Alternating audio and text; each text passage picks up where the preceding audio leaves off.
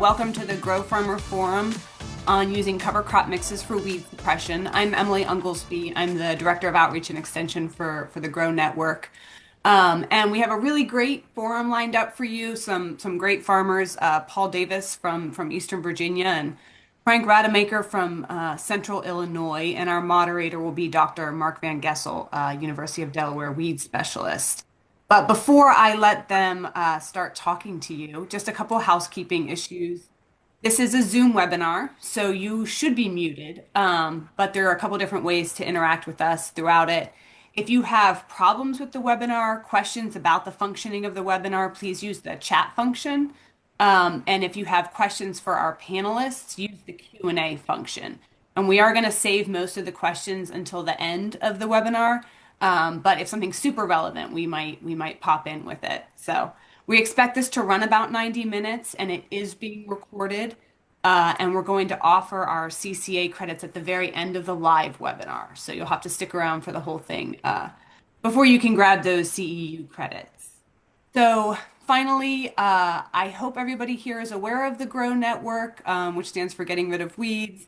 We put out a lot of content on integrated weed management options to help mitigate and fight herbicide resistance. And we also house the Take Action Network, which is the Soy Checkoff's herbicide resistance management program. So you can find all of this on our website, follow us on social media, yeah, follow our weekly newsletter and subscribe if you can. But for now, I am just going to hand this over to Mark VanGessel and let him get started. All right. Thank you, Emily. I think we'll just go ahead and jump right into it. And I'll let our two panelists introduce themselves. So Paul, could you just introduce yourself real quickly, where you're from? Yeah, my name is Paul Davis. I'm in the eastern part of Virginia between Richmond and Williamsburg. A little more about what we do. I'll have Frank give a quick introduction as well, and then we'll come back to your operations. Retired agricultural extension agent in 09. Graduated from Virginia Tech. Farming with my dad, and then he got up and died when he was 95 a couple years ago. But we grow about just under 1,000 acres, split between corn, soybeans. We grow wheat whenever the market's got us over $6, so we haven't had that for a couple years. Then we grow sometimes barley, always pumpkins, and we're growing a few acres of milo this year. And my license plate says never till. We've been no-tilling since 1999 and cover crops since 2005. All right. Thank you. Yeah. Frank, how about you? Go ahead. Yeah, good morning, everybody. My name is Frank Rademacher, so I farm in East Central Illinois with my father, and I also work at the Illinois Nature Conservancy as their conservation agronomist here in Illinois. Farm about 600 acres with my father, all no-till, insecticide-free. We've mostly done corn, soybeans, but also done wheat for a handful of years, not currently, and just about every other cover crop species and strategy you can think of. Right. We'll stick with you then, Frank. And so why did you start using cover crops, and how did you initially work them into your rotation? Yeah, so there was a lot of evolution there. So I started with the farm around 10 years ago. Dad was probably maybe closer to 15 years ago. My grandparents farmed since the 70s, didn't have a huge plan for retirement. So one day they just kind of decided that they would be retiring. And so my dad and I didn't really have too strong of a background in the farm. And so my father just started looking at the economics of the current operation, attended some local meetings, and really thought that moving the farm from more of a conventional system to all no-till cover crops really made financial sense, especially from a labor standpoint and a soil health standpoint. And so that started about 15 years ago, that transition. We started just with a CSP contract just to get our feet wet, and we did it on our most difficult soil. Dad said if we can make it work there, we can definitely make it work basically anywhere. And so started just flying cover crops on.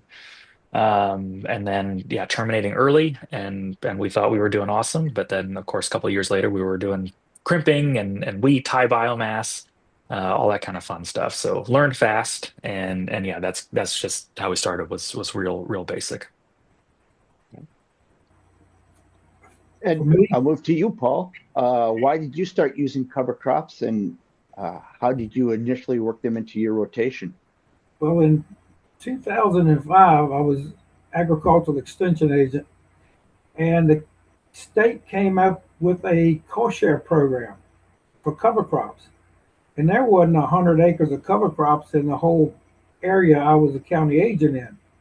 So I worked with Virginia Tech uh, agronomist, or corn, soybean specialist, corn and wheat specialist, and worked with the local soil and water district, and we got a grant, and we looked at rye, vetch, rye vetch combination, barley, triticale, oats, crimson clover. We had planted early, mid, and late, and then we came across of them with either 25 or 50 pounds of nitrogen in February. Took biomass samples, took soil samples, and that's how it all got started. And after 3 years, we found out the rye and the vetch really didn't have any competition.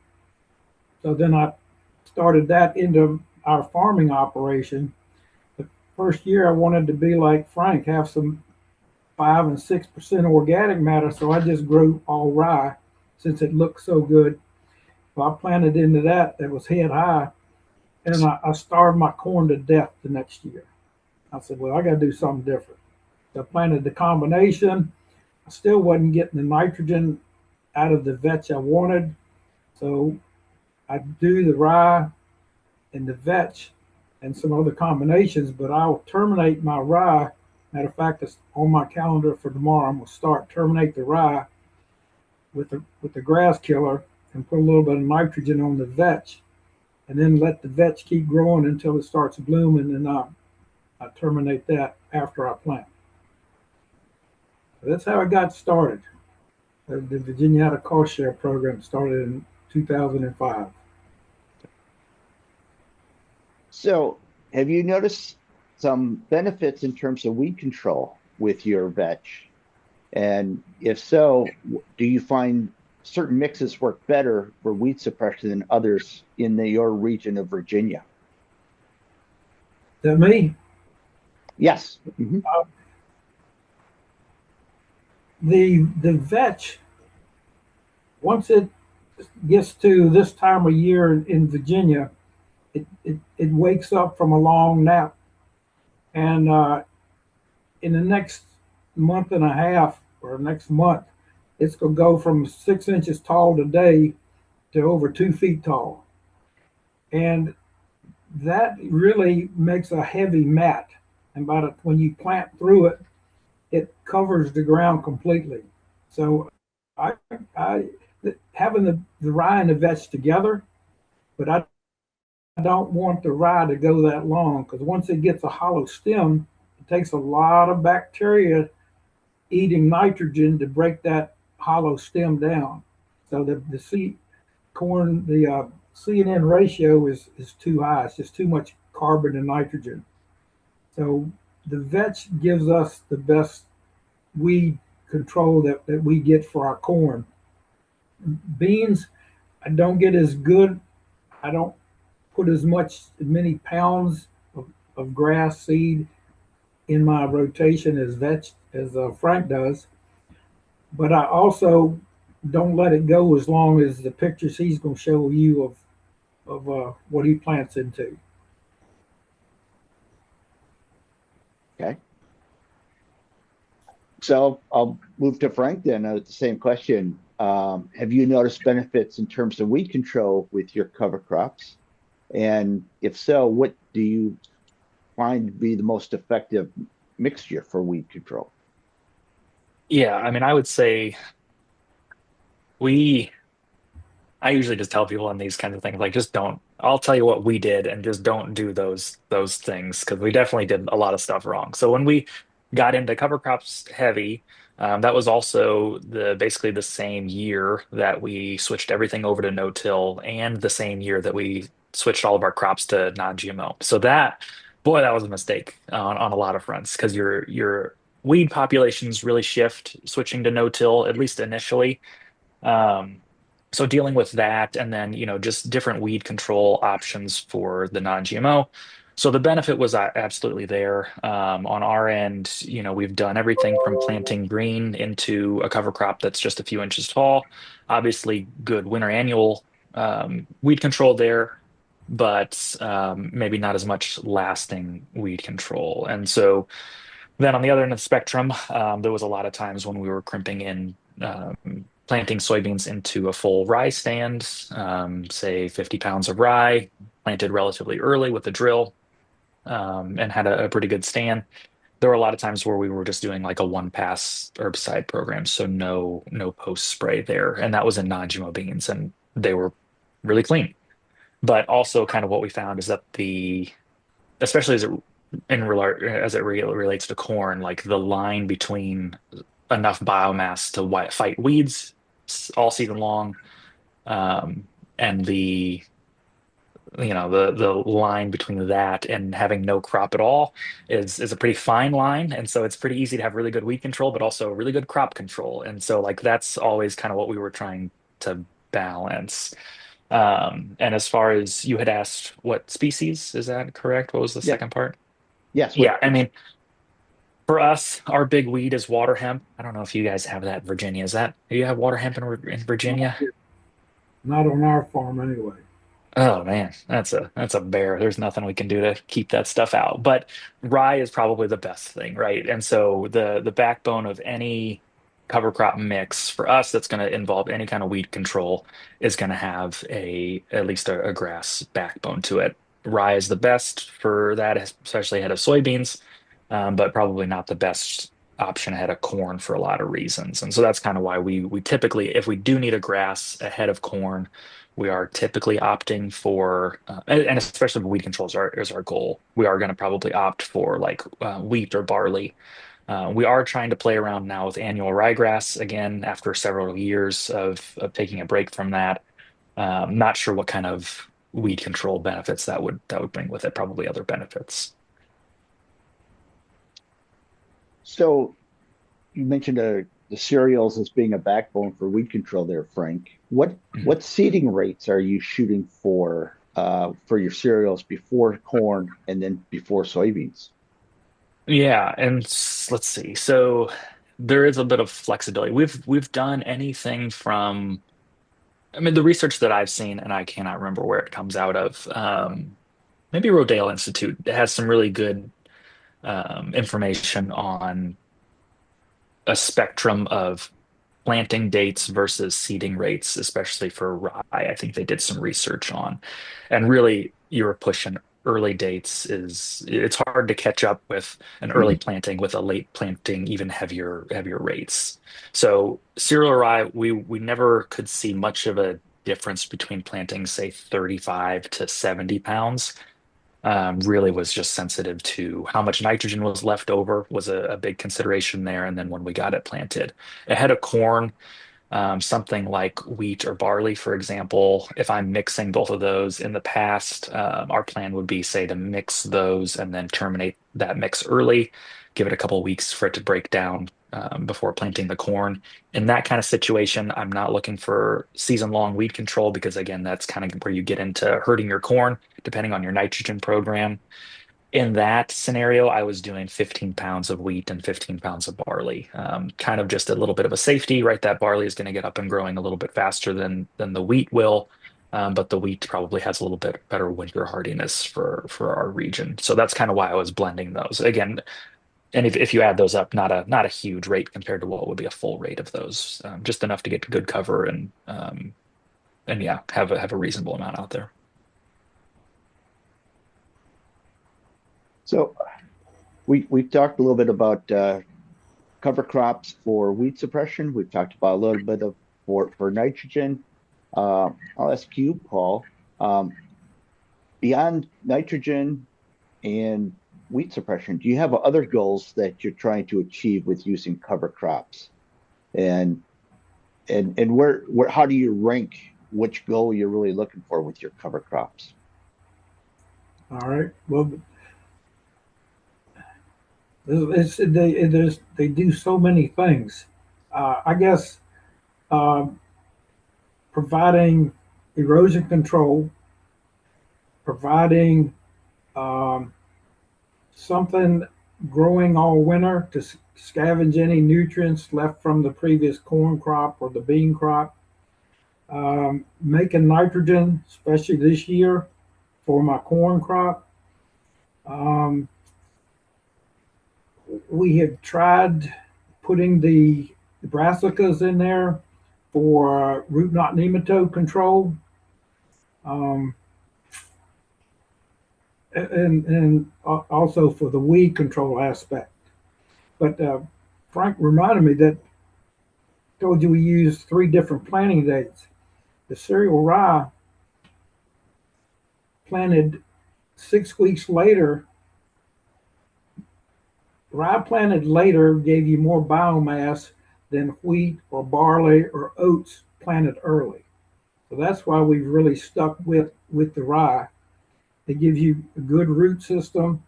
Went to a no-till conference 2 years ago in Indiana, and a lot of the farmers were out there using ryegrass. Well, as a wheat farmer 20 years ago, when we started putting rye in the rotation, most farmers said, I can't do that because I grow wheat. Well, then we showed them you could control the rye. Then we started growing the vetch, and they said, oh, heck no, we can't put vetch in our rotation because we're going to have wheat. Well, it showed them that wasn't an issue. And can you believe it? They think that I can't grow ryegrass and wheat in the rotation. Well, we're going to find out. Because I've had it, this is the second year with the ryegrass, because those guys out there with that, the root system that has.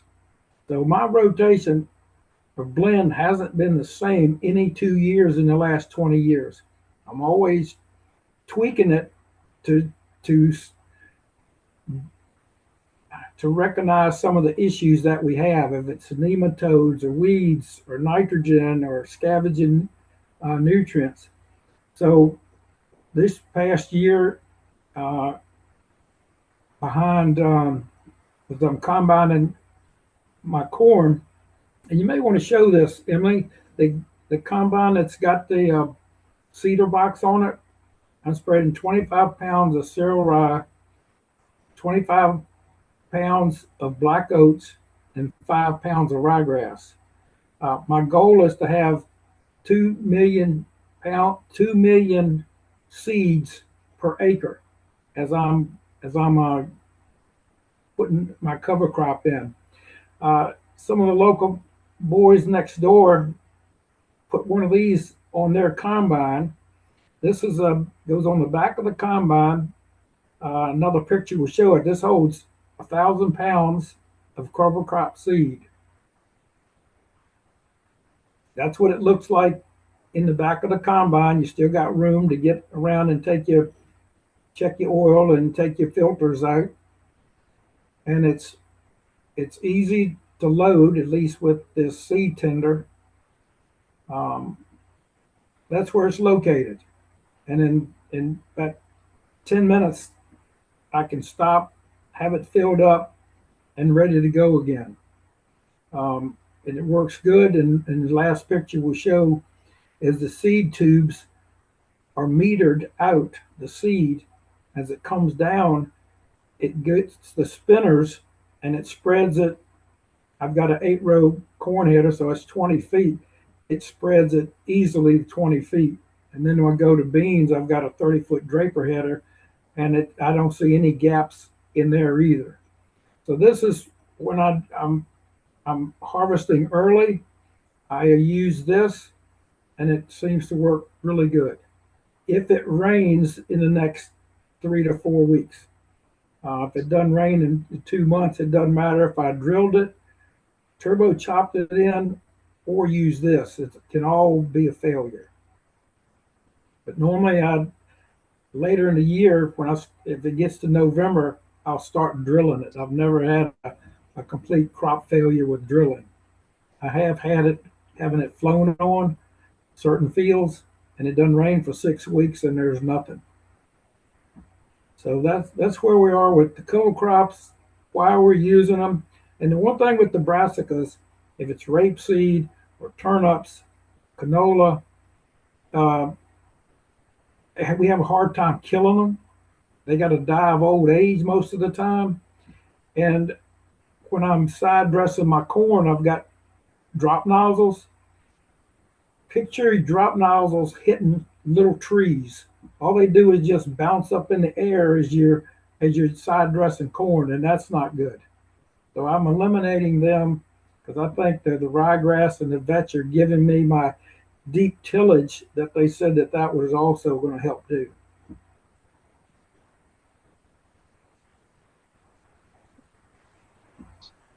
So we've touched on this a little bit too, but want to go into a little bit more detail on this on how cover crops perform differently in different seasons. So are you using any summer cover crops? And then as you move into the fall, how does your cover crop planting and selection change as you move from early fall into later fall? I'll start with you, Frank, on that one. Yeah, I would say so. We were actually using wheat in the rotation to soften the blow from transitioning things to no-till. So we would try to time out that rotation where our third year of no-till was a corn year. Um, so we would do beans, then wheat, then a summer cover crop after harvest, and then corn. And so that was kind of our strategy to lessen that blow. Though the Yeah, summer, it was a little bit of a toss up depending on what the weather was. Really needed some rain at that time to get things up. But you were using different species. Yeah, I didn't. We had it really just depended on weather for us. If we could get the rain, it was the most lush, terrifying cover crop you've ever seen in your life. I mean, it was huge, huge stuff. We would throw, I mean, we had as much as 12 way mixes out there at one point, and I think got down to probably 5 or 6 in our last wheat year. Yeah, but rain was the big thing. What species you got and how thick it was. But a really cool experience and really I think did great things for the soil. We don't change getting to like how we think about it in the fall. We really once we pick our plans, we really commit through the fall. I think most of our mixes are pretty resilient regardless of what date we plant them. So we don't make any shifts there, and that often at that point it's too late. Really, how we've designed our mixes now is for full flexibility in the spring. That's kind of adapting to spring weather has really been our big concern because that's kind of what's, I think, thrown the most problems our way in years past. So whereas in years past we were really committed to crimping in the non-GMO bean system, and we're doing a lot of crimping in the corn system as well. We were waiting until everything was proper for crimping. So that was basically full maturity on rye and vetch. A lot of times that was going to be depending on growing season and variety of rye and vetch, that was mid to late May typically is when we were waiting. And we were committing to do that. I mean, people were starting and we were just waiting, right? And that was not always a good thing. And there was a lot of years where that was actually a really bad thing. And so we would, just subject to like flash droughts, for example. And then it's like, well, it'll probably rain again. And then it doesn't. And then your beans don't grow, right? So like planning for that spring variability is really where our adjustment happens. And so now we've kind of moved to a place where we've got a mix ahead of corn.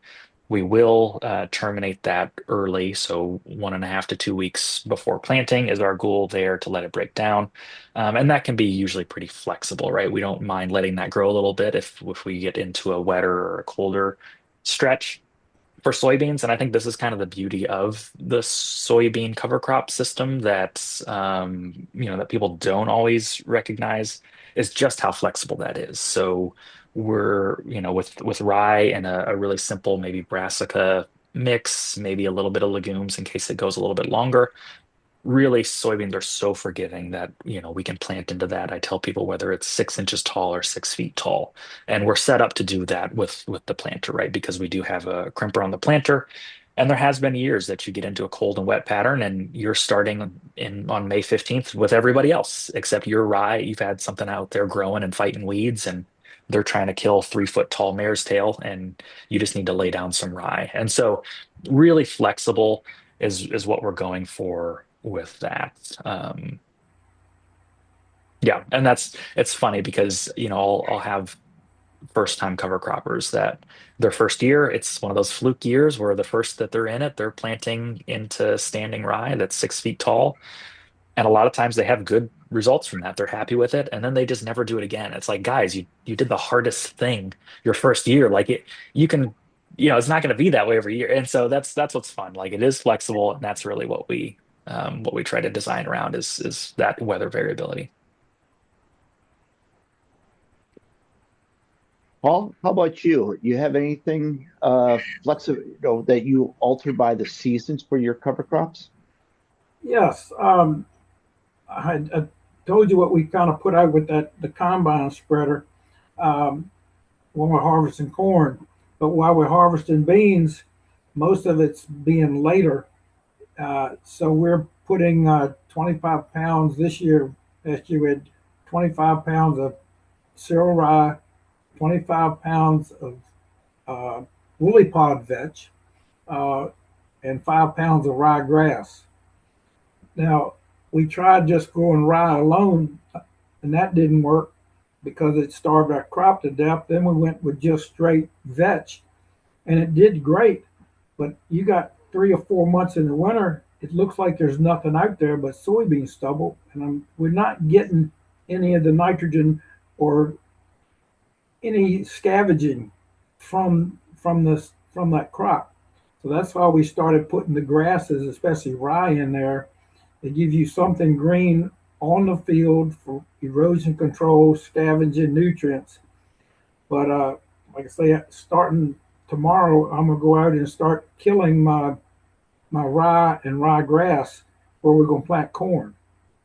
The rye is 4 to 8 inches tall, depending on the field, and the vetch is 6 inches tall. And I'll put about 20 pounds of nitrogen with that combination, and then that will take off. So by mid to late April, I'm going to have knee-high vetch that I'll be planting into. You want to show that, Emily? You got a picture of me planting into our vetch. Now, I worked with a soil and water district. You talk about putting in some summer annuals. We harvest some corn pretty much the last week of August. I figured I got 6 weeks to grow a cover crop, summer annual cover crop, before I plant wheat into it. So we had an 8 blend summer annual cover crops with grasses, uh, brassicas, uh, legumes, and then that was 6 feet tall and planted wheat right into it. I wanted to get away with using any burned down herbicide, and it worked great. Didn't increase my yield. I was trying to get more organic matter to catch up with Frank's, and it worked good. But without a cost share, that's pretty expensive with today's wheat prices. So that was just a one-time thing, and it worked good. This is what we typically plant into. We do not roll. What it looks like windrows there is just between the planting units and the big tires, though. And if I rolled anything, it would just be the 2 or 3 behind the planter, just something to knock that down. But I don't see that we need to do that. And it does a really good job. There's no row cleaning. There's no special equipment on this. It does have get our coulters in front like every no-till planter. But if it didn't even have that, it would do a good job planting into that. And then you can see what it looks like about 10 days later. That's what it looks like 10 days later. I plant, I can come back the next day. If the vetch is really good, I go ahead and kill it the next day with Roundup and 2,4-D, or I'll come back a week later and put Roundup and 2,4-D even after it's spiked. But there's no trouble coming up through there. You can see there's no road cleaning going on. By not rolling it, you have a whole lot less to cut through, is what we found out. If you roll it first, you're matting it down, and it can be an issue. So that's what it looks like about 10 days after planting, and that's planting in about April 20th in our area.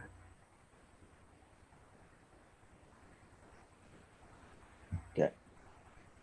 Oh, another thing, you plant green or you plant dead, nothing in between. It's like planting into spaghetti, or it's like planting into rubber bands. It's got to be one or the other. Don't plant it while it's dying, because you will not ever try cover crops again. Planting green it's a thing of beauty. And it seems like the vetch is bringing moisture to the seed while it's living, versus rye really will dry the soil out, is what we found out. So before we plant beans, if we see a dry spell coming, we will terminate our rye early, just to conserve moisture. But for the vetch, we haven't seen that to be an issue. Here on the left, we used 2,4-D and paraquat. Picture on the right, we used Roundup and 2,4-D. They both work good. If I've already got the good vetch stand, I'll put paraquat in there versus Roundup. If I want to grow a little bit longer, I'll use Roundup. And all it takes is to talk about 2,4-D in a vetch field, and it starts wanting to curl up. It doesn't take much. You mentioned you've had some issues in the past with the brassicas and terminating them. So what's been? Do you have a secret recipe for controlling the brassicas other than Mother Nature getting cold on you? Me? Yes. I don't buy it. No, okay. I've tried 2,4-D. I didn't try dicamba now, but I've tried paraquat. But it burns the leaf off, and you think you got it, then all of a sudden it greens up. 2,4-D and Roundup do the same thing. It looks like it's dead. A week later, it starts coming to life. I'm eliminating it. They make some real good nematode-resistant soybean varieties now. So yeah, that's how I deal with that. Have you had issues with the amount of biomass you've had out there and planting through it, and you're not rolling it? Have you had problems with getting good uniform seeding depth? And if you have, how have you overcome that issue? All right. Emily, can you bring up the picture of the 30-foot drill planting into the weak rye stand? If you have a weak stand of rye or whatever you're planting into, don't plan on cutting your herbicide program back.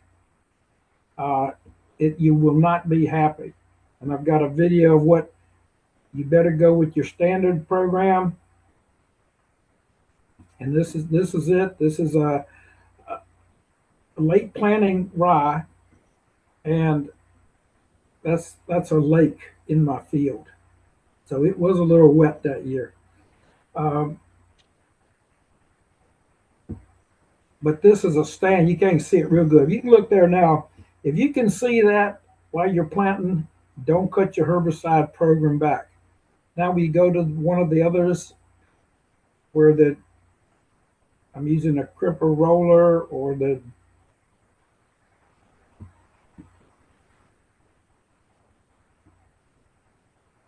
now in I think this all right, this is my wife crimping and rolling down, and you'll see a picture that Frank is planting into this same thing. He's planting beans into this. Uh, in a situation like this, I'm going to be planting pumpkins. And pumpkins, we don't want to touch the ground, so we roll it down for that purpose. Uh, that's about between 6 and 8,000 pounds of biomass there.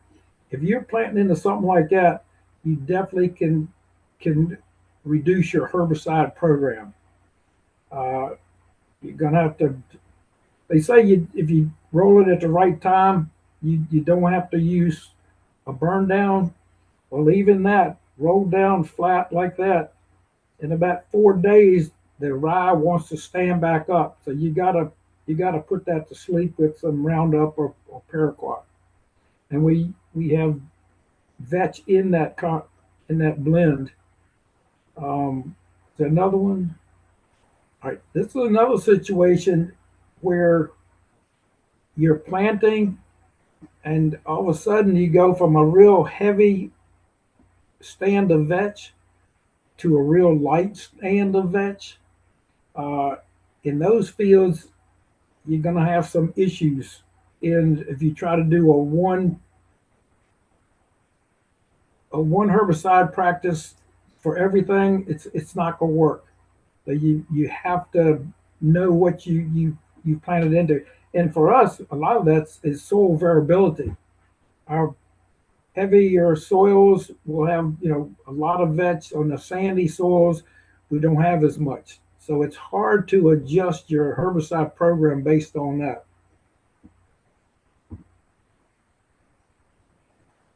So the top right one there was showing planting into something, but you're gonna see Frank's picture of him drilling beans into something that's perfect for weed control.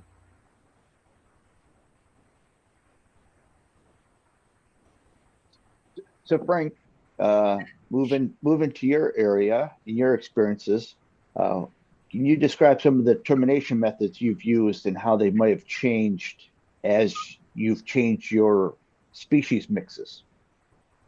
Yeah. Oh boy.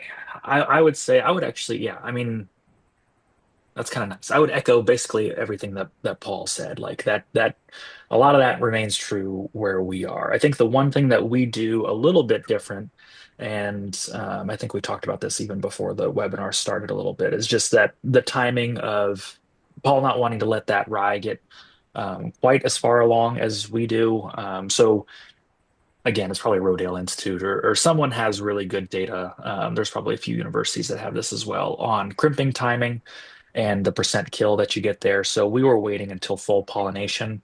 I'm like deathly allergic to rye pollen, so I basically knew when that was happening. If you look out across your rye field and it's just clouds and clouds, it's really the most unbelievable thing you've ever seen. That is the time, and after that to crimp. And if you do that and do that timing, it does not stand back up, and you get a really good kill. Now, I will say we were always spraying that because just like Paul said when he showed that pond in his field or that those thin spots, if you're going to make an herbicide plan for a field, right, you need consistency above all else. And a lot of times we just don't have that. There's ponded areas or, maybe a little hilltop that doesn't grow quite as well, or, just weather that doesn't work in your favor. This example here, yeah, this was a one pass program. So we would do the crimping, but we would always follow that up with something to kill the weeds in those thin spots, those winter annuals. A lot of times for us, that's mare's tail. And then we would also, again, in a thin spot, you don't have your rye residual program, right? You're going to need some herbicide residual there as well. And so we were usually following that up. I will say that cover crop was a lot after crimping was browner a heck of a lot faster than it would have been with just herbicide alone. So, we would crimp that rye would be completely brown in just a handful of days, right? Which is a little sooner than you'd think from just using Roundup, for example. So that is something that we've definitely done is just the combination of crimping and and an herbicide pass just for those thin spots. That's worked out pretty well for us. One thing that we've adjusted a little bit. Okay, so yeah, this is a little bit more similar to some of Paul's pictures. So this is a vetch and rye mix. So for years we were trying to figure out that balance between is there a rye rate that we could put in with that vetch to not hurt our corn. What I was really going for there is just the trellis effect of having rye out there, giving that vetch something to grow. I think that there's some research again where they were just showing that 1 + 1 is 3 in that scenario, right? You're getting that vetch up off the ground, getting a lot more air and sunlight down to it, and getting some better growth from having a trellis effect. I love Paul's strategy of going in early and killing that vetch out or that rye out with some clethodim. I think that's super. I think a lot of people are pretty successful in that with that and other clovers. But what we were doing, like you see there, we were just crimping it. We've got a planter mounted crimper that was probably a little bit more visible in the last picture. That's a product from Dawn. Um, Really, really great just to be able to do that in one pass. But again, you are committing to doing that in a planter pass. So not exactly ideal. Yeah, I think beyond that, you know, things that we have, I think, gotten hurt by when it comes to termination is really, you've got a crop out there. A lot of times we're doing all in one pass, an herbicide mix. There are definitely herbicides that get tied up by spraying them on a living cover crop all in that one pass. And so I think sometimes we've gotten in a bad spot with getting some of our herbicides tied up, some of our residuals, especially just not hitting the ground, right? And so there is kind of a perfect storm that I think we've run into from year to year, where occasionally you have enough. There's kind of a point where it kind of meets where you've got like enough biomass that inhibits some of your herbicide action from hitting the ground, too much residue, but not quite enough to get really good weed control to replace that impact. That was one of our earlier experiences. And then especially if you don't get the rain on some of those products to actually wash them in, you can have some issues there. And I think we certainly have in the past. As far as other terminations, I take every opportunity to say this because every year I get these phone calls. So every year I keep telling the same people these things. But when it comes to cover crop termination and strategies there, um, there's like three things that you should probably avoid. You can do a couple of them sometimes, but if you do all three, you're not going to kill the cover crop every single time. So the first is just, watching how much nitrogen you're putting on if you're trying to terminate a cover crop. There's a lot of times where, somebody wants to try some fertilizer product or they want to put in fertilizer at the same time to save some steps later on. That's doable, but just be careful getting leaf burn. The second is any clay-based herbicides, so something like an atrazine or a metribuzin in there especially is relevant. If you're mixing in that, there's certainly some tie-up and reduced effect, and we've seen that on accidental side-by-sides where that cover crop where there's some metribuzin in with the Roundup takes a little longer to die, couple more days. And then the next one obviously is just being incredibly aware of temperatures both before and after. So we're really vigilant when it comes to making sure that we have proper weather for termination, and that usually for us is both temperature, especially night temperatures, a couple days before and after termination. We really want the nights to be above 50 degrees to make sure that plant doesn't just shut down, that we get some good sunny days. That's not always possible, And I think the most important of those three is weather. That's what seems to trip everybody up all the time is hey, I killed it on the 180 day, 80 degree day, like, and it didn't die. It's then you look at the forecast and it was 30 degrees the day after and before, right? Like just being vigilant about those things. So yeah, we're just a little extra cautious when it comes to termination, both in products and in timing. Like you've showed some pictures with some pretty high biomass out there. You also talked about how your fields aren't always uniform in terms of the biomass. You got some thin spots, some heavier spots, and so on. Has that caused issues with seed placement for you of getting uniform seed placement across the field? And if so, have you been doing anything to uh, uh, get a more uniform seed placement in the soil? Yeah, we're we're nuts when it comes to some of these things.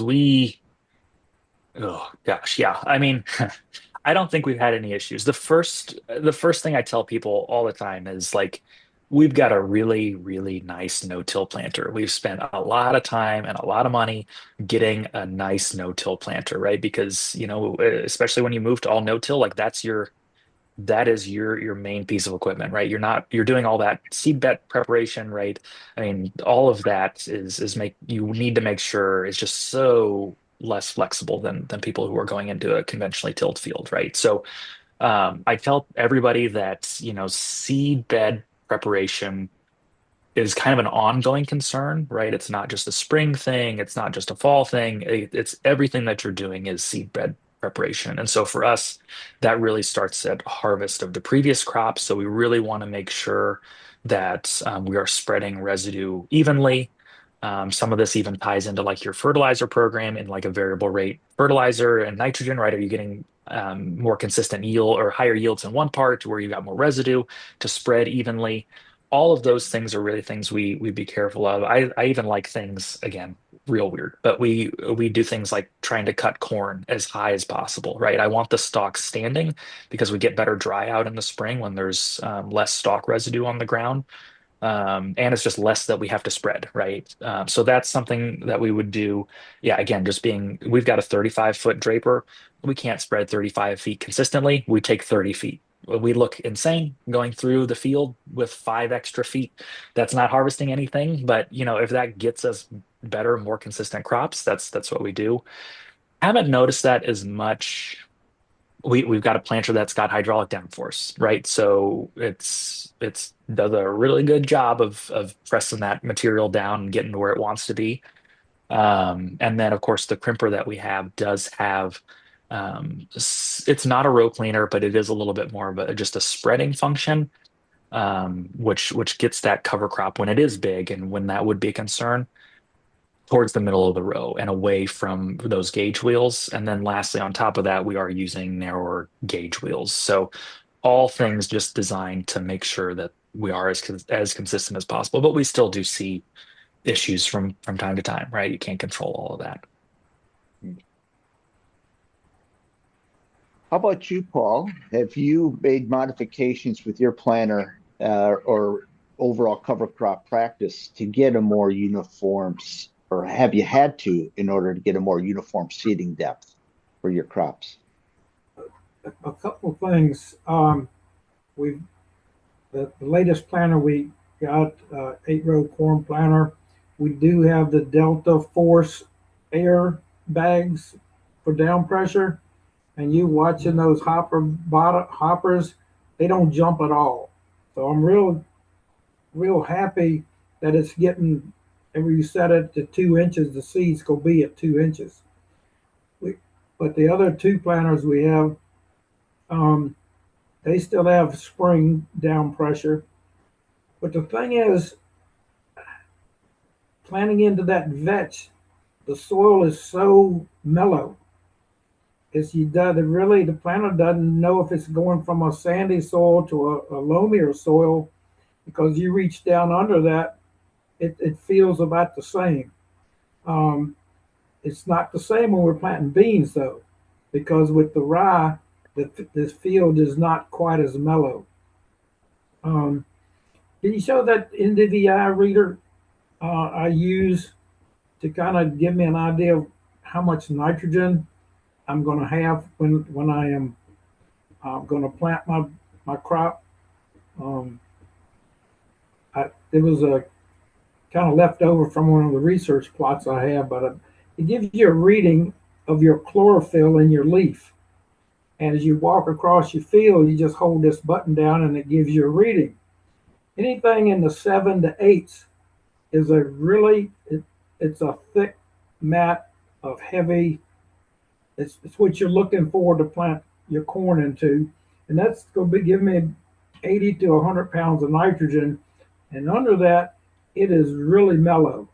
So planting adjustments, and again, I'm pretty particular when I'm especially planting corn. The soil moisture conditions have to be really good. I will wait a day or two or start a day or two early just because the conditions of the soil are right. And there was one, I was using it walking across a rye stand.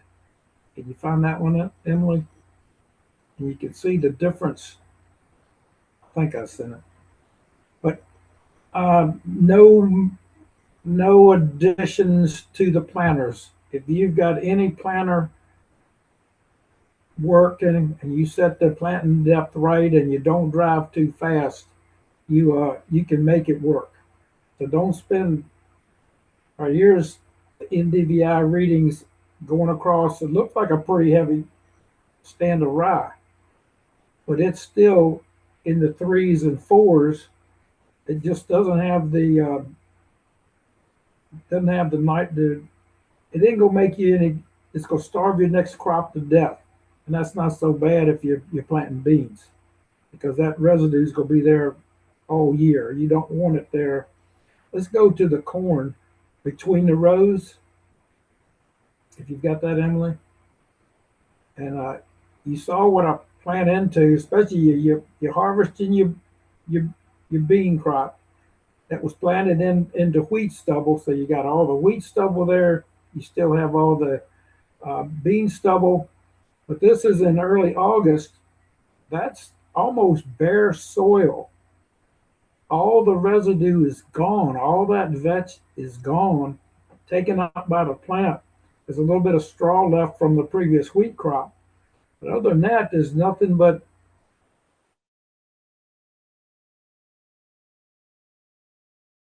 reason with the no-till and all the intensive cover crop, the amount of microorganism activity and the soil health that we've gotten in the last 20 years.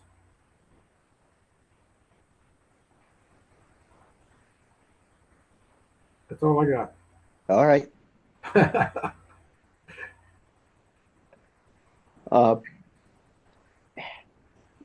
You talked about the Paul. You've talked about the brassicas being an issue, and you've stayed away from them. Are there any other species that have had concerns about, or have stayed away from, or have experienced being problems in your mixes?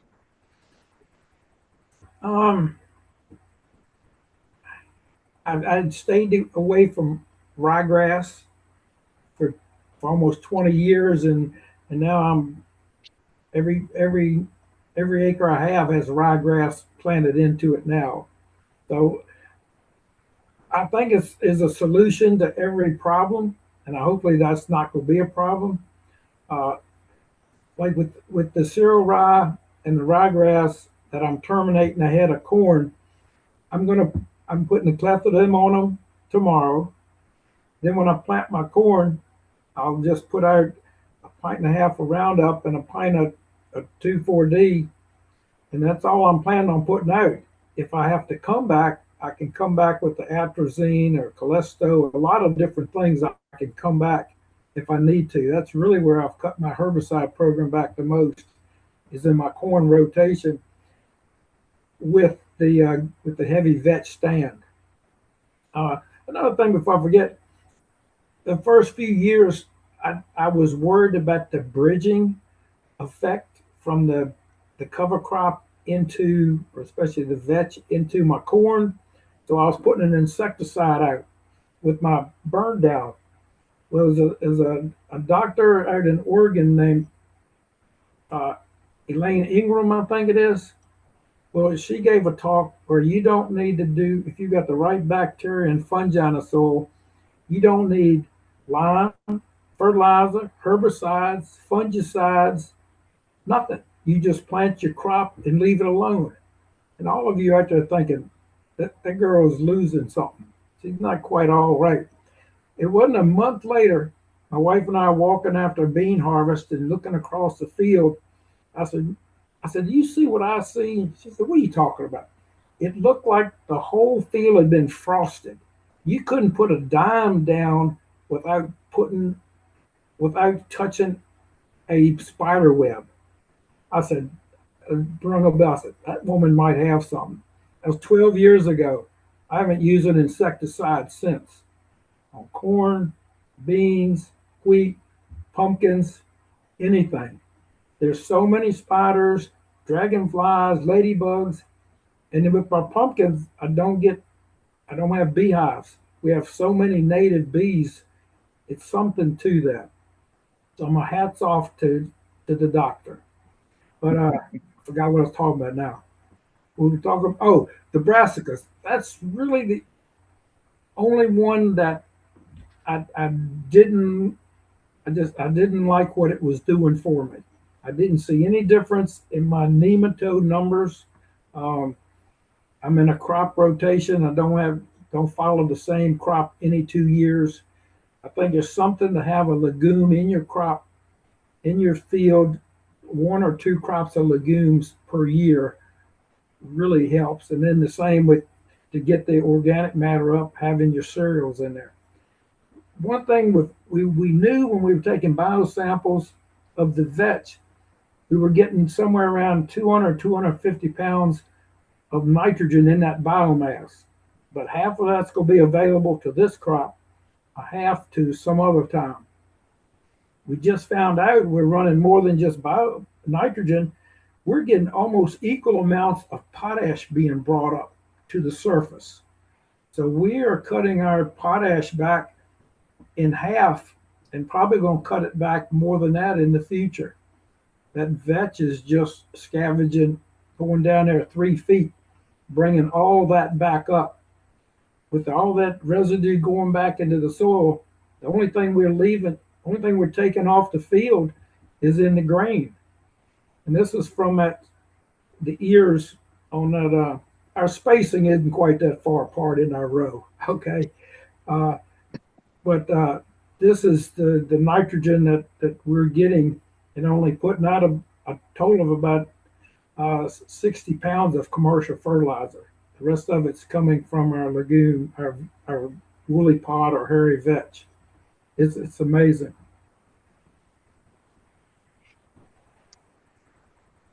Frank, how about you? Have you avoided or moved some of the cover crops out of your rotations because you've started to experience problems with them? Yeah, there's only a handful that we've had issue with. And again, we've planted dang near everything. There's a couple that we haven't planted, but the only ones that we've had issue with was annual ryegrass. There was one time that we planted that. That was what we used the first couple of years we started and had that in a mix and thought we were doing everything right. I think it was a weather issue, but went out there and sprayed, and a couple weeks later, you could still row it, and that's just not a good feeling. That was the only thing that didn't die in that mix was the annual ryegrass. We are getting back into the annual ryegrass again. I think it's just got such great root soil benefits and compaction benefits that we'd like to see that happen, especially with a low C to N ratio head of corn.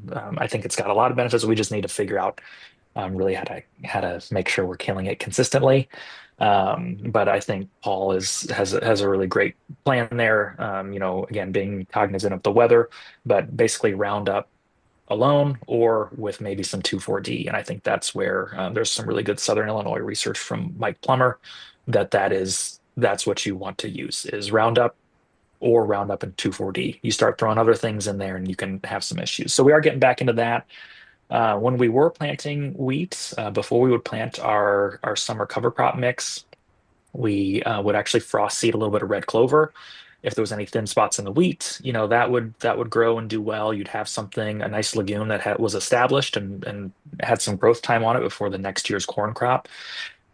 Red clover is not easy to kill. That was not a lot of fun either. That would take just about everything I threw at it, and we were throwing some heavy stuff at it. Roundup, 2,4-D. We would do our residuals for like a corn burn down. It was getting atrazine and an HPPD. It lived through all of that, and that's really scary to. It's pretty impressive stuff. Not an issue, right? It's just red clover, but that was one. Only thing we ever had volunteer, and I wish we could have more volunteers of it, was after our summer cover crop mix, after wheat harvest, the next year you would invariably see some, and the next couple of years, maybe some sunflowers would always come back, and then some buckwheat. Good Lord, buckwheat would grow and reseed 100 times. Just a really amazing plant that I do love, but it shows back up. So those are the ones that we don't have issue with, but have learn to manage differently. I have a Sticking with you, Frank. I have a question. Before we came on, we were talking about the weather, and you mentioned how dry it is out in Illinois in your area, and I know a lot of parts of the Midwest have been really dry. So as we start getting closer to planting season and thinking about the weather and thinking about your cover crop, what do you think you're gonna are you thinking you might have to do anything differently? And if so, what? Dealing with a potentially dry spring. Yeah, thankfully, some of that has been taken care of for us. So we like I said, when we started doing cover crops, we were aerial application and had pretty good results for a couple of years. Mostly been drone application. We did actually, or mostly been drill application. Last fall, we thought it would be fun to try drone application into standing soybeans, get the annual ryegrass out there a little earlier, some of the clovers.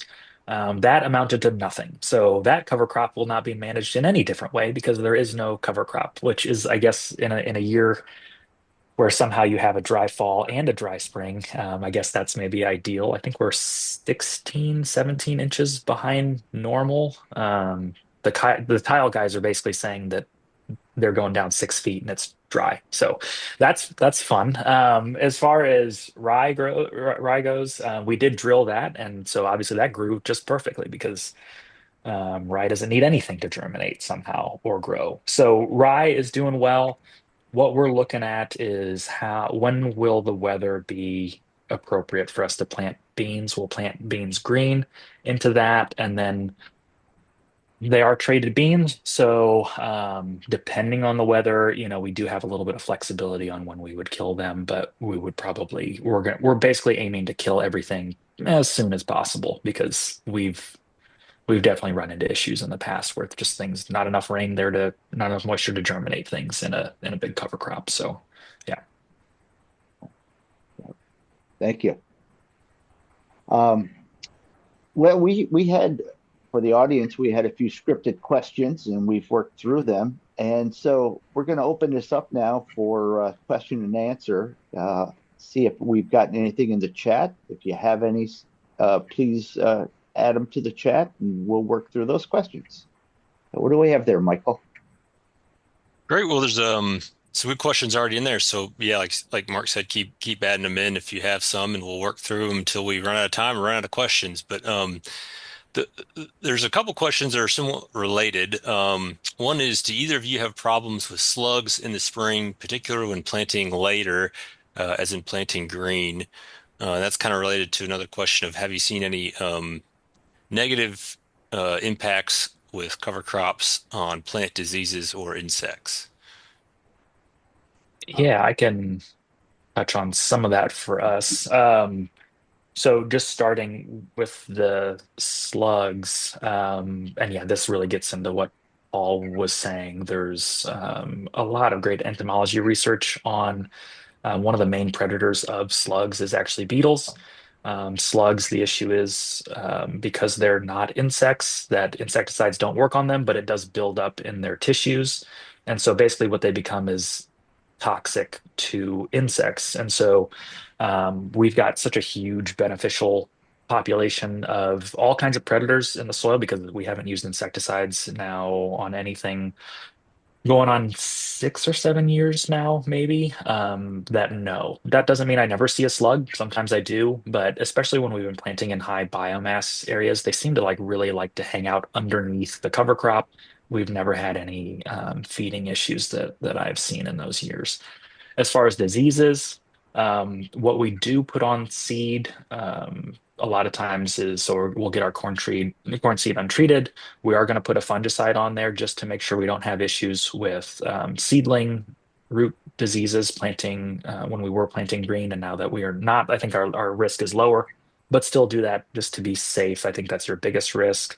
But I think we actually do see lower leaf diseases, especially later in the season when we've had higher biomass, because a lot of these diseases spread from soil splashing. So you get a heavy rain that splashes soil up onto the leaves, and we really haven't seen. There's a lot of, especially soybeans in a thicker canopy. If you can cut out a lot of soil splashing, no. The one thing that we've seen, and I should have sent you this picture, Emily, is we've had really good results with white mold. Did actually some tests on white mold and cover crops, and it seems like cereal ryex is a really incredible white mold suppressant. So I think we've actually gone the other way and had good results for both of those. Paul? Fortunately, I've not had any issues with slugs. We'll see a few here and there, um, but that's not a major concern that we've had. We thought it might be from other people's experiences. Uh, Another thing I'd say, I don't use insecticides, and I use it. I do use seed treatments, especially on my corn. My late planted beans, say if it's planted in June after the soil temperature's up, I don't get my beans treated. If they're going to go in the middle of April or early May, I do. If they're going to sit in the ground for 10 to 12 days, I do. I'd like to have those treated. Uh, Fungicide, I do not apply a fungicide if I think it's going to hit the soil. If I use a fungicide on wheat, it's at flowering. If I use it at beans, it's at R2 or R3, where they're waist high or bigger. And corn, it's a shoulder high or more. So I'm trying to protect as many of our microorganisms as possible. I don't put anything in furrow uh, that could affect the microorganisms around the seed. I do use a 2x2 for nitrogen primarily and sulfur. That wasn't asked, but that's told you anyway. Very good. Okay. Move to the next question here of your experience with cover crops for suppressing perennial weeds. I know we've talked about water hemp and some annuals, but what about perennial weeds? Maybe Paul, we'll start with you. Uh, Usually between the 2,4-D and Roundup, you get a little pokeweed here and there. I guess our biggest perennial is around the edge of the field where you got the tree of paradise that's coming back from a root that might be a half a mile away from its parent. But other than that, we don't have any major. I guess morning glories are a major issue, but they can germinate from 3 inches down. They just wait in the ground for 50 years for things to get right. But I haven't had any issues with perennials. We have not like a serious issue. Some of it's just mostly annoyance and why is this even happening? Now you drive by fields like what's going on out there? So we transitioned to all no-till. We were very low pesticide there or low herbicide, cutting as many passes. Some of those we probably shouldn't have cut in some years, but we were low herbicide, so low disturbance, non-GMO, so there really wasn't any in-season Roundup for us for many, many years.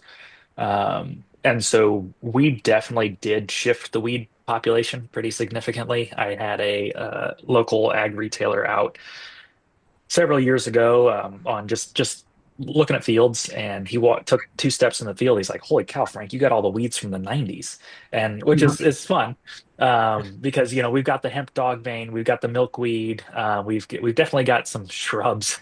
Those need taken care of, and I think every dandelion in Champaign County is in my fields. So those are the issues that we have. We have now that we have gone to some traded beans, that's helped a little bit. Um, but yeah, timing is an issue. I don't know how you could do it. I mean, you know, just looking at the principle of like ecological succession, right? Like you're moving from annual to perennial weeds, right? You are a more stable system, like you are getting into the longer lived weeds, the shrubs. Um, that's really hard to fix in an annual system, which I think is good, and we appreciate it, and we manage as we go. But I can't think of a strategy that would really be all that successful in just row crops with cover crops. All right, we'll transition to a question about specific varieties. Are there specific varieties you guys of cover crops you prefer rather than a VNS or variety not stated seed? Uh, not Yeah, we do. I spend more time on varieties than, gosh, especially when we were crimping. I think not all species you need to do this. I think there's just a handful of species that are really important to us. The first is annual ryegrass. If we're going to incorporate that a little bit more, like we want to make sure what we're getting, it's got some really aggressive weedy cousins that we definitely don't want to get mixed, making sure that we get what we actually ordered. The other one would be cereal rye when we were crimping a lot and we wanted that to mature as quickly as possible, maximize biomass, early termination, and height, so we could get that good biomass. That was definitely a time that we were doing that. Elbon and Arustic seemed like the earliest, tallest rise, so we were sticking with that for sure. Um, I would look into improved varieties is now suddenly kind of a newer thing. So Elbon and Arustic, for example, are pretty old. But if you're going to do Crimson Clover, like the classic is Dixie, but Kentucky Pride is actually an improved variety with better overwintering. So we are making sure that we spend the money there. I think it's definitely worth it if we can get more overwintering. That's and then we played around with vetch too. Like, could we find the earliest vetch that we could to just to push dates? But yeah, it just depends on your goals. Yep, and matching the varieties to those goals. So very good. I There's said a related. I didn't, but I've tried the early grays rye versus the Abruzzi. The, the Brucey works fine. I have gone to woolly pod vetch this year when I can find it because it starts flowering about a week earlier than most of your other hairy vetches. So I do want winter hardiness plus grow off fast so it can plant a little bit earlier. Yep, very good. Yeah, so just like Frank, matching up the varieties to what your goals of your cover crops are. Related to that, we've talked a lot about cereal rye and annual rye grass. What is the difference between those two? Maybe Paul, you want to answer that one for us? Well, one's going to be knee high and the other is going to be 6 foot tall. The cereal rye has a lot of hollow stem. It makes a lot of biomass.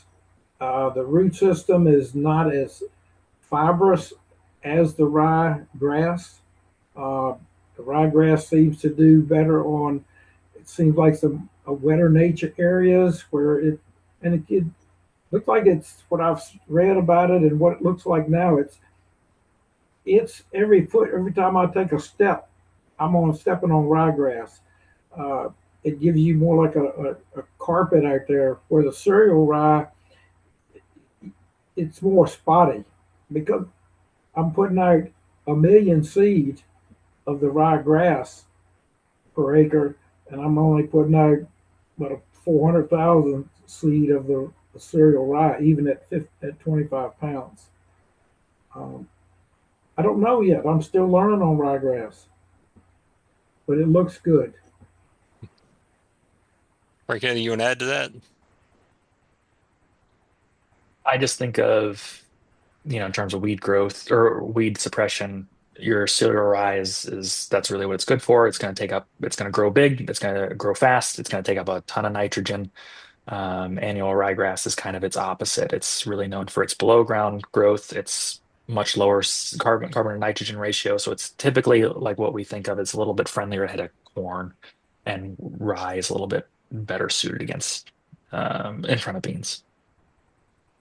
Yeah, very, very good. And sort both of them have some weedy relatives out there. Feral rye being more of a concern, I think, more in the western Pacific Northwest areas. Certainly in the East Coast and central part of the U.S. Um, annual ryegrass has a Italian ryegrass counterpart that is pretty nasty to deal with. So, and they're the same species, can cross-pollinate there. So just beware of that. Okay, next question. Do you increase population when planting grain? Uh, my answer is no. Same here. We Yep. stands seem pretty good. We're planting usually 120,000 seeds per acre on beans, and corn we're narrow rows, so we're a little bit higher, but we're like 36 to 38. And usually we've got, you know, 90-95% stand. So Yeah. But we variable rate our corn planting because we can go from a real sandy end of the field to a very high productive. So we'll go from 24,000 at one end of the field up to 30,000 at the other, based on the history of yield monitor, which is actually based off of your soil productivity. So it varies differently from field to field, but the populate well, don't know. The population when we started, we never planted 24,000 before we had cover crops. So it's this whole thing is evolving. But yes, I would not plant a higher or lower population because I'm using heavy cover crops. Okay. Along the lines of planting, when seeding, do you plant in a crisscross pattern? I guess that'd be with a drill. If you're broadcasting, you probably wouldn't, but I know, Paul, you've tried that. So if you want to, any Yeah, observations there? when I got a smaller crimper roller, so then I've got nothing works up to my crimper. So that's why I don't roll down. I don't have to worry about planning um, into where it's not rolled. Now I did run a turbo chopper to put in my cover crop year before last because it had gotten so dry. We hadn't had rain in 2 weeks and the seed was still there. And that issue, when I went to drill it the opposite way that I turbo chopped it, those corn stalks would stop up my drill and drag up. So it could be an issue. And I've got a something matter of fact coming from Illinois now. It's a corn header that's going to cut the stalks at about 6 inches high, and it's got a destructor yetter rollers on it. So I'm putting people out of work. I'm going to be able to harvest, spread my seed, cut my stalks, and stomp them all in one pass. I'm excited. Frank, have you tried any cover crop seeding in a crisscross pattern? I don't like making the first drill pass. I'm not going to make a second, but I will say that the organic operations locally do that at great success, right? Just trying to get a little extra weed control. So if we were, I would, but we are not. So I doubt. Yeah, a little more ground cover. We Okay. don't have square fields out here on the East Coast. Yeah, be easier maybe to implement that in a square field. So, Yes. um, question on integrating cover crops in low rainfall environments, less than 18 inches. I don't think that's either you guys, but do you have any comments to make there? You got to terminate early. Uh, That seems to bring moisture to the surface.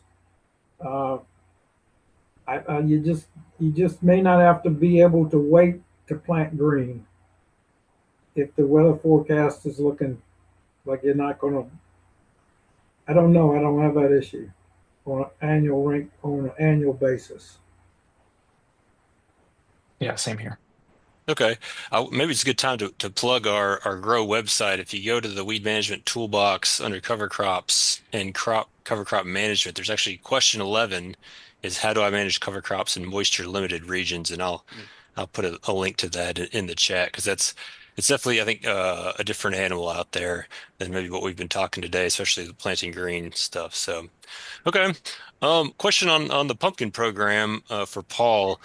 Dates and rates and products for cover crop and sort of order operations. Do you roll after the herbicide program or after planting? How do you do that? It's pretty it's pretty intense. First week of May, I'll have rye that's at the same stage Frank starts rolling it when it's got yellow flower or yellow pollen everywhere, and the vetch will be crawled to the top. So I'm rolling it down the first week of May. I don't plant until the middle of June. So I just put the 2,4-D and Roundup on it in May. I'll forget about it until the week before I plant my pumpkins. Then I will put the Command Dual Reflex down with usually go with a paraquat then, and then I plant a week. It needs about, as you know, Mike, need a little rain to activate the Command and the Dual. So I give it a week of opportunity to rain. If not, I turn the irrigation on it. I grow my pumpkins under a pivot just for that reason. Okay. And that looks like that gets to the end of our questions that we've got in the chat. I think I had maybe a question. One of the things is if there's anyone out there who's just kind of want to get started here, and maybe looking for a nice entry level way into cover crops and weed suppression, what advice would you give them? Maybe we'll start with Frank there.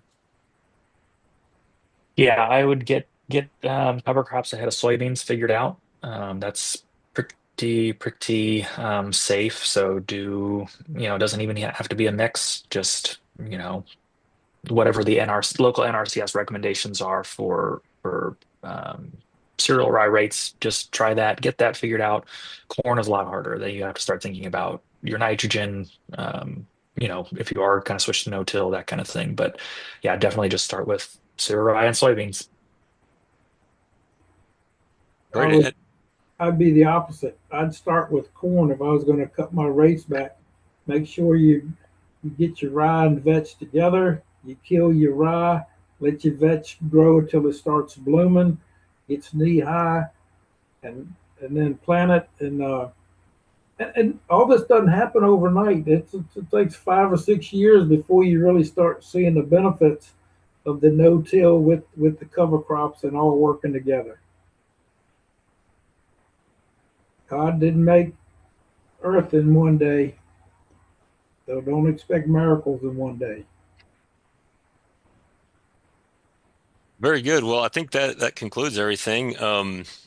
Emily, is there any other announcements we need to make? If no one has any other questions and our panelists don't have any other final thoughts, I just want to say thank you to everyone for being here. I know this is a busy time of year. Thank you so much to Paul and Frank. I'm sure you guys have tons of things to start doing here in the field, so we really, really appreciate it. And thank you to our moderator and our helpers. I really appreciate it. But otherwise, yes, consider the Zoom webinar ended. Thank you so much, everyone.